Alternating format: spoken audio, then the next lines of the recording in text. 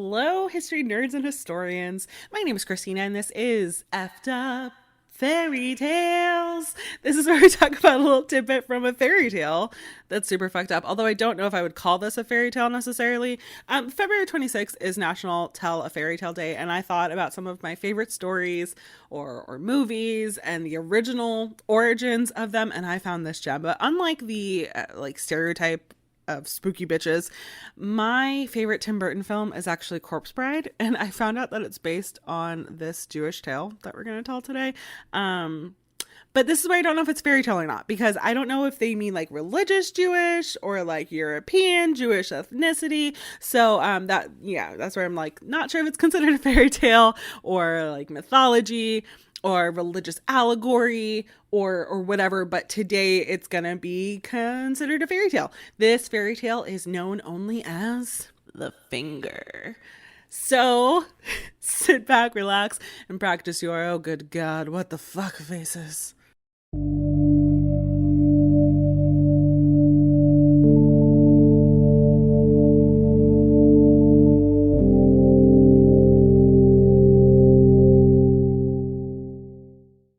Long ago, in the city of Safed in Israel, it was the night before Reuben was to be married to a young, beautiful, and wealthy maiden who we never learn the name of because, are you surprised? I'm not surprised. Are you surprised?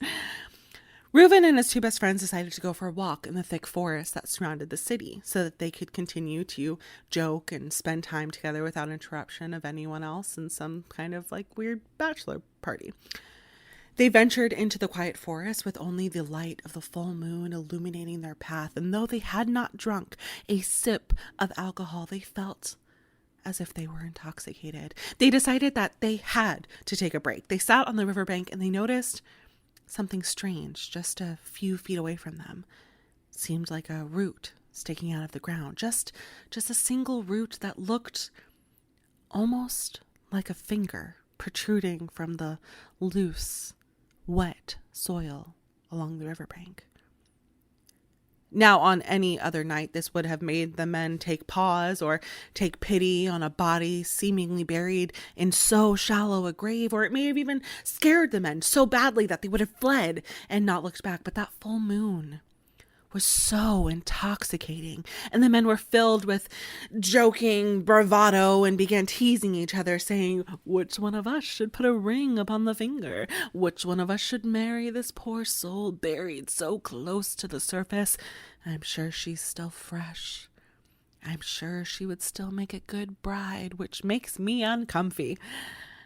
Reuben, the one who was due to get married the next day, said, well, it must be me. I already have the ring in my pocket. And he makes a big show of pulling the ring out as his friends look on laughing and sniggering away. Reuben places the ring on the finger protruding from the ground and dramatically pronounces the wedding vows, which just consists of saying, you are betrothed to me. You are betrothed to me. You are betrothed to me. Simply saying that 3 times is all that was needed to marry someone during this time period, and these men decided to spend the night before Reuben's wedding doing this to a random root sticking out of the ground. Most men go to a strip club the night before their wedding, but I'm not going to judge if this is your idea of a good time, I guess. But just as he spoke the last vow, the finger began to twitch and the soft soil began to shake, and the entire hand emerged and grabbed Reuben's arms. His friends balked as the bony hand held tightly to Reuben. He and his friends watched in shock and terror as a body of a woman in a tattered bridal shroud emerged from the ground. And I say body because she had been under that soil for a long, long time.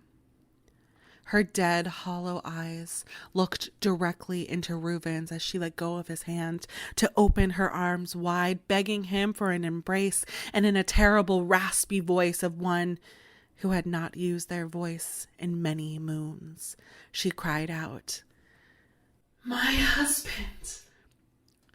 Reuben and his friends screamed and fled from the riverbank, the dark forest, and the zombie bride as fast as they could. But this time the moon hid her bright light, and they ran in darkness, tearing and shredding their clothes on low-hanging branches and thorns. But they never stopped running, still hearing the dead woman behind them, until they reached their home, locked the doors behind them, and placed the shades over the window. But even seemingly safe in their homes, they could still hear the wails of the ghostly bride. The next morning, after a sleepless night, the three haggard friends met before the wedding and vowed to keep the events of the night before a secret. They were ashamed of themselves that in jest they brought on this horrible outcome. They hoped that it would stay in the forest and that they could go on with their lives. Reuben made his way to the ritual bath and prepared for his wedding, hoping to avoid the consequences of his actions. He entered the venue to a packed house, for Reuben and his fiancée were both members of two extremely distinguished families in the town. Reuben stood at the front looking towards the door in anticipation, excited to see his soon-to-be bride make her way down the aisle towards him. But when the door opened, it was not his beautiful, young fiancée standing there, but the zombie bride. A blood-curdling shriek filled the room, and hundreds of people married their screams with hers. She walked down the aisle as the attendees began filing out of the room by any means necessary, through the doors, through the windows. It was fucking pandemonium. Even the living bride fled, leaving her husband at the mercy of this skeletal bride that finally made her way to the altar. Soon, the only people who remained were Reuben, the undead bride, and the rabbi. The rabbi turned to the bride, taking in her worm-eaten shroud and tattered dress, and asked her why she had left her final resting place and returned to the land of the living. The ghostly bride held up her rotting hand, and upon her finger Reuben's ring remained. She turned towards her new husband and asked him what was so wrong with her that less than 24 hours after their vows, he would attempt to marry someone else and become a bigamist. And the rabbi is like, "What the fuck did you do?" So Reuben told the rabbi about everything that happened the night before, and once the rabbi confirmed that the vows were said 3 times in the presence of 2 witnesses, he was like, "Well, that sucks. Oh boy. And Reuben just stared at him like, aren't you gonna do something?" And the rabbi was probably like, "We're not Christians. You didn't say till death do you part. So, sorry."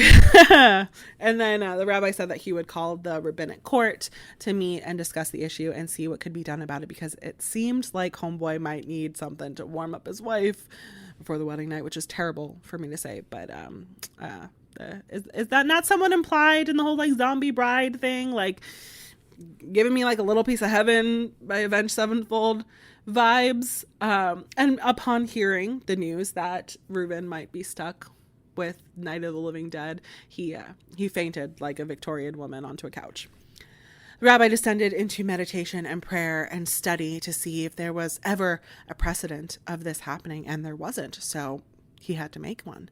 Zombride came in and he asked her to tell the story again. Then Reuben's friends confirmed this, and Reuben said, like, "Yeah, I did it, but like I didn't mean to. She was just sitting there with her finger up in the air asking for it, and like I can't be held responsible for my actions. She wanted it, so let me off." So the rabbi's like, I get it. If this bride agrees with you that the marriage can be annulled. And Georgette Romero is like, absolutely the fuck not. This marriage is legit and it will be consummated, because I died before my wedding and I never got to fuck someone, and I will not be denied my hour of joy or like 3 to 7 minutes of mediocre jackhammering followed by a disappointed, "That was nice, honey. I'm going to go brush my teeth with my electric toothbrush now." I'm not picky. I just want to have sex. The living fiance's parents stepped forward and said that they understood what happened and they were sympathetic towards zombie bride, but their daughter had actually been engaged to Reuben since before she was even born. It was a vow between Reuben's family and hers that if one family had a boy and the other family had a girl, then they would be married one day. The rabbi stepped away to think about it and determined that while, yes, Reuben did officially marry Lady Skeletor, a new vow cannot undo an older one, and because this arranged marriage vow was made long before the ring was placed on her finger and the words said, however jokingly the intent was, and he declared the marriage null and void. Reuben, again, fainted, but this time in relief, and the ghostly bride let out a shriek that shook the very foundation of the temple as she collapsed once again into a lifeless form. Her body was taken away as the rabbi married Reuben to his intended bride, and his zombie bride's body was buried deeper beneath the earth to prevent this tragedy from happening again. But just remember this story when you're deep in the woods and see a root or a twig sticking out of the ground that looks vaguely like a finger, because the zombie bride's desires have yet to be satiated. Oh, that one was so fun and spooky. I might maybe incorporate some fucked up fairy tales into the rotation. This podcast is just becoming like, is it fucked up and can somehow be justified, somewhat associated with history, kind of, maybe, sort of. I'm fucking down for it. So if you guys liked this fucked up fairy tale and you want to hear more of it, just let me know, because I'm down. I'm down if you are. Thank you so much for listening today. If you like what you heard and you'd like to hear more, please consider subscribing or leaving a review or joining my Patreon if you'd like. If you have a story from history or mythology or historical true crime or maybe even fairy tales, I don't know yet, please reach out. All my contact information is in the description. It is effeduphistory@gmail.com or effeduphistory on any of the socials pretty much. And remember, friends, history may be watching you, so don't fuck it up, or a ghost will follow you home. Bye.